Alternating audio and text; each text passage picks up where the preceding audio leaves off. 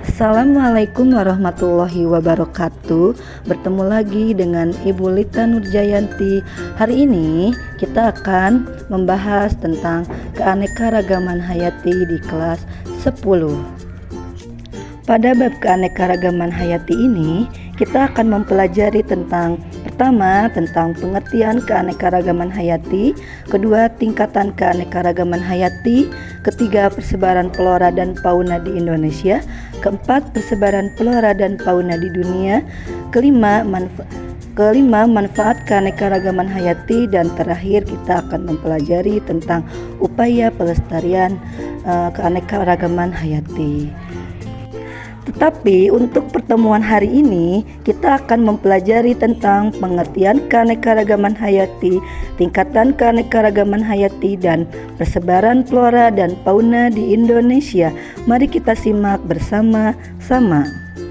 Pertama, yaitu tentang pengertian keanekaragaman hayati yang sering disebut dengan biodiversitas.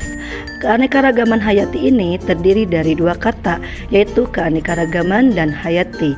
Keanekaragaman itu sendiri artinya beraneka macam atau bervariasi, sedangkan hayati sendiri itu artinya makhluk hidup. Jadi, pengertian keanekaragaman hayati itu adalah keseluruhan variasi pada makhluk hidup yang terjadi karena adanya perbedaan warna, ukuran, bentuk, jumlah, tekstur, sifat, habitat, dan lain-lain. Yang kedua yaitu tentang tingkatan keanekaragaman hayati. Di sini tingkatan keanekaragaman hayati itu dibagi menjadi 3 tingkatan.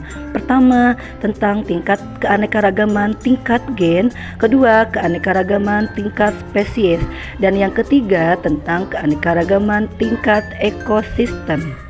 Yang pertama kita bahas tentang keanekaragaman tingkat gen.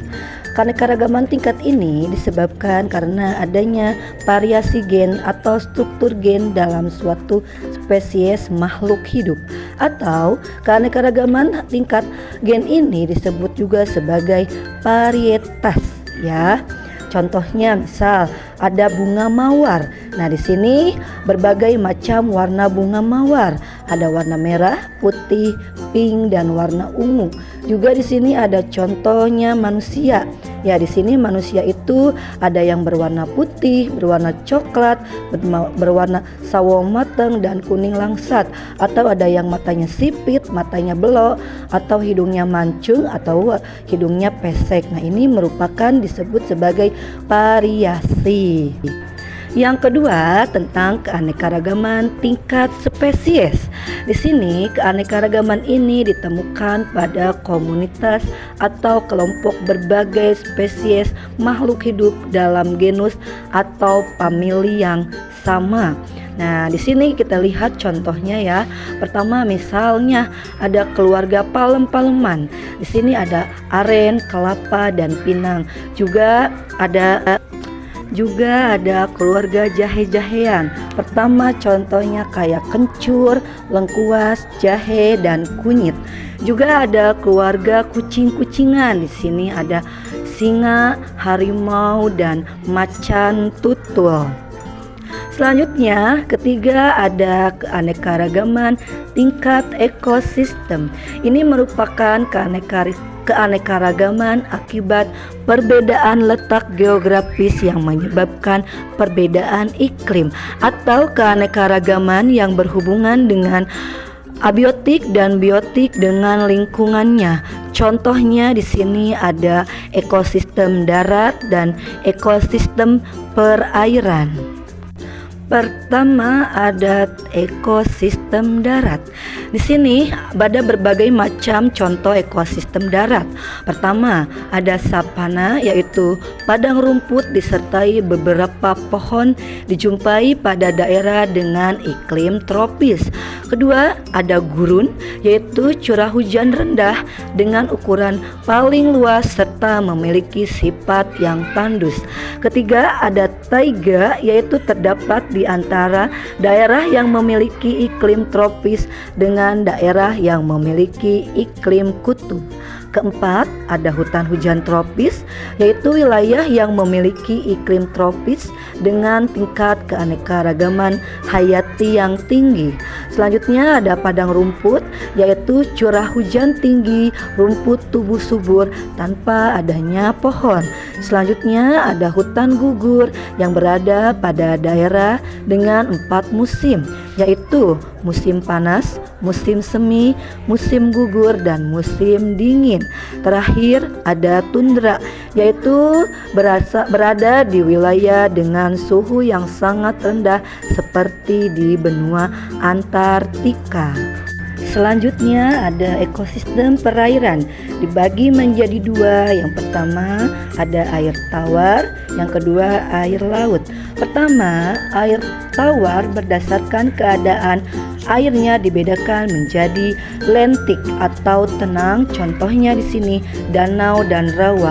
Kedua, lotik atau mengalir, contohnya sungai, air terjun. Kedua, ada air laut, yaitu berdasarkan macamnya dibedakan menjadi laut dalam, terumbu karang, estuari atau padang lamun, hutan mangrove, pantai pasir, dan pantai batu.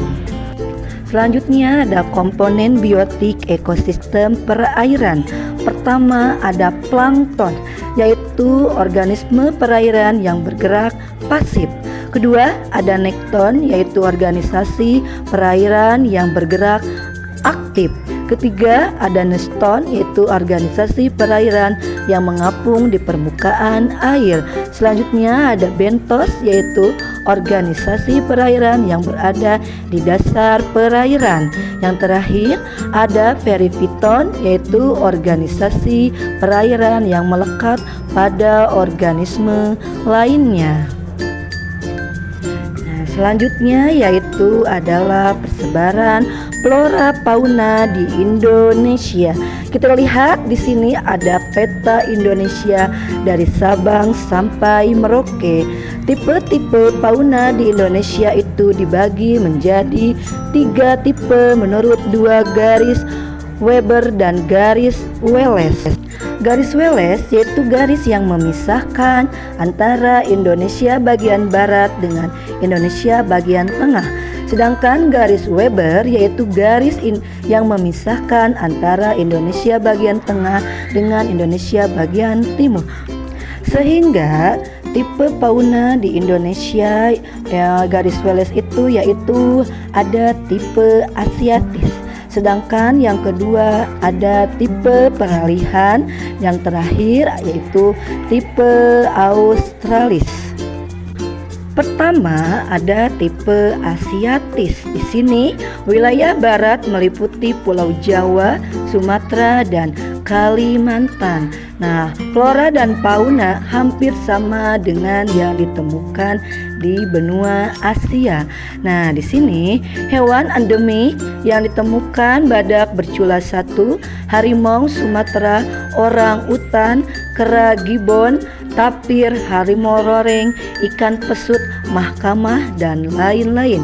Sedangkan flora yang ditemukannya heterogen atau beraneka ragam, seperti misal ada tanaman lumut, paku, jamur, melanti, mahoni, dan damar. Juga sekalian sering mengetahui tentang bunga bangkai atau Rafflesia arnoldi. Selanjutnya ada tipe peralihan.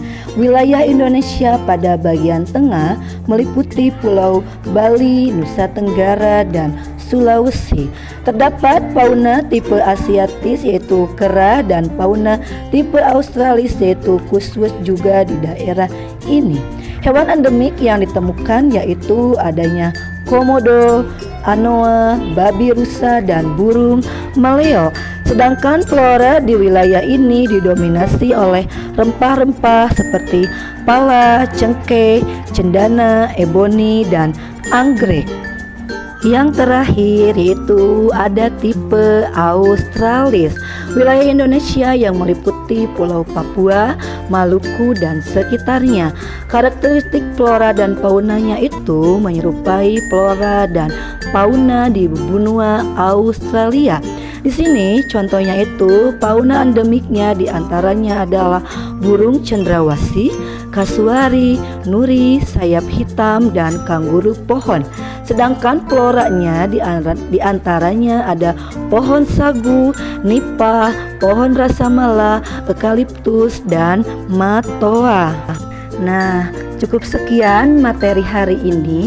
Semoga kalian semua memahaminya ya. Sampai jumpa di lain waktu. Akhir kata saya ucapkan wassalamualaikum warahmatullahi wabarakatuh.